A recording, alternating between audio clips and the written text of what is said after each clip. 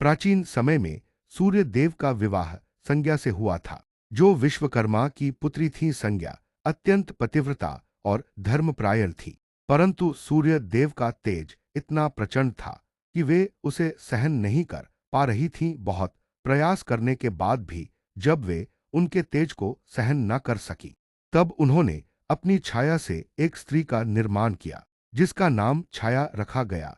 संज्ञा ने छाया को अपने स्थान पर सूर्य देव की सेवा करने को कहा और स्वयं तपस्या के लिए वन में चली गईं।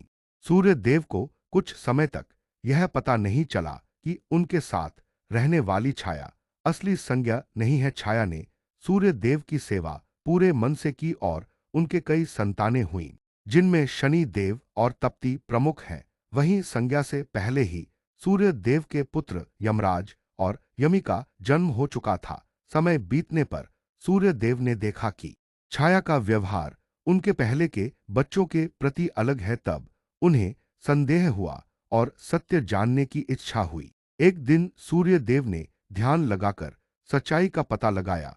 उन्हें ज्ञात हुआ कि असली संज्ञा तो वन में तपस्या कर रही है और उनके स्थान पर छाया रह रही है।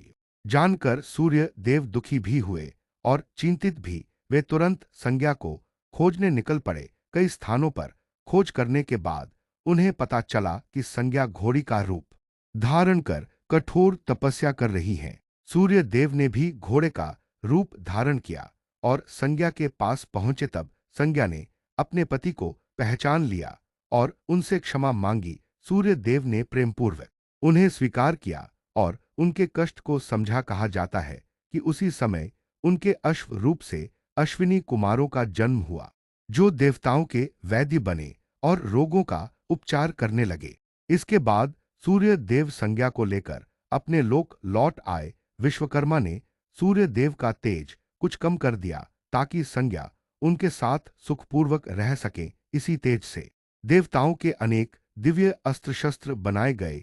इस घटना के बाद सूर्य देव का परिवार पुनः एकजुट हुआ और सभी संतानें अपने अपने धर्म और कर्तव्य का पालन करने लगी।